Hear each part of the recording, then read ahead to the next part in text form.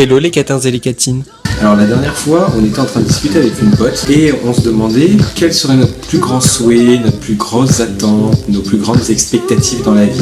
Et elle m'a, le plus sérieusement du monde, répondu se réincarner en burger. Comme ça, pour être bouffé à toutes les sauces. Aujourd'hui, dans Tine la Soie, on va parler cinéma.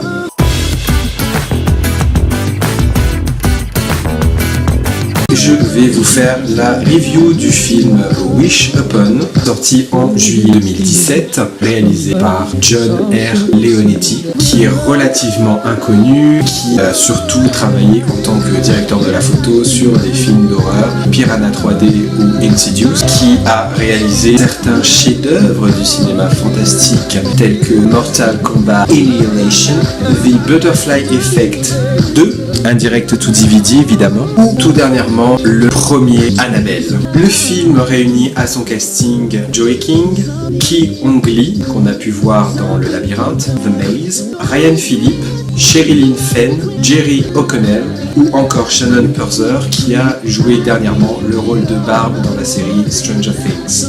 Le film raconte l'histoire d'une petite ado qui va recevoir une boîte à musique et qui va se voir garantir 7 souhaits. Mais chacun de ces souhaits vont bien évidemment s'accompagner d'une contrepartie sanglante. Le film est un tel chef-d'œuvre, donc on va passer directement au plus.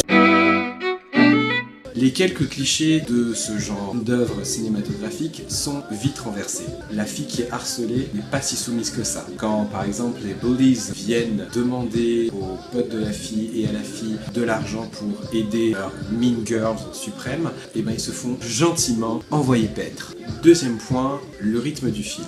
Ça met pas 3 plombes. À chaque fois que la fille fait un souhait, on perd pas de temps, ça va à l'essentiel.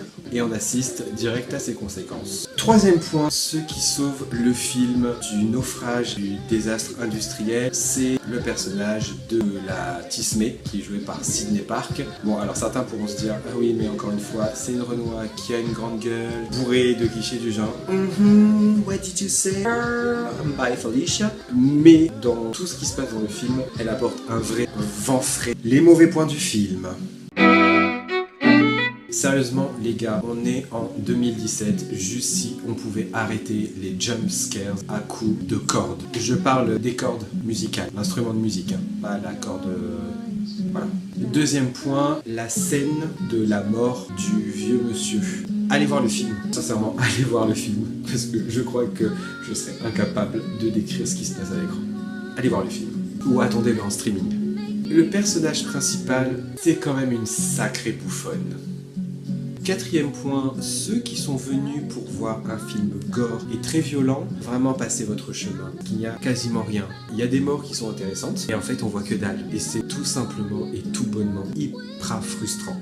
Autre point négatif, on a vraiment l'impression qu'il y a un problème de temporalité. On se dit d'une scène à l'autre qu'en fait 2, 5 ou 10 minutes se sont passées et on finit par apprendre que non, ce sont carrément des jours entiers qui se sont passés entre la première et l'autre scène.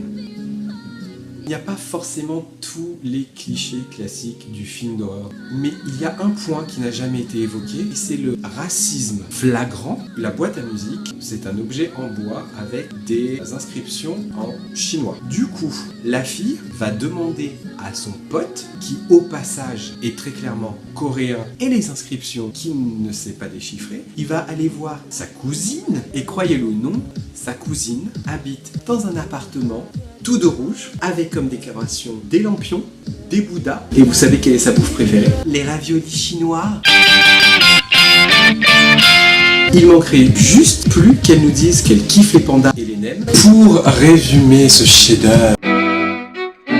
Alors, il y a une première conclusion qu'on peut tirer de ce film ou de ce genre de film en général, qu'il ne faut jamais, mais alors jamais donner ce genre d'objet ou ce genre de choix à une adolescente avec les hormones en feu qui fasse partie de cette nouvelle génération d'ados ethnocentrés nourris au Snap Instagram.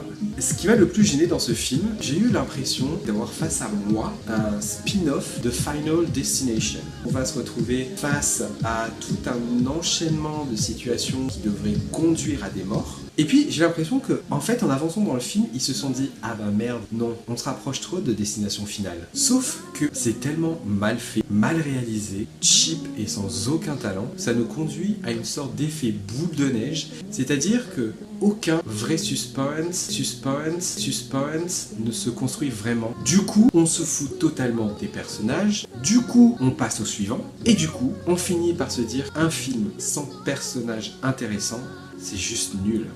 Et le pire, c'est qu'ils ont même pas essayé de mettre du gore. Ça fait un peu un film des frères Dardenne en fait. Et en même temps, je me dis que j'aurais peut-être dû poser quelques questions lorsque j'ai vu le logo de TF1 Productions apparaître dès le début du générique. Ah oui, un truc, la fille se réveille en sursaut de très nombreuses fois dans ce film. Donc j'ai envie de dire, meuf, si t'es stressé que t'arrives pas à dormir, prends un Lexomil.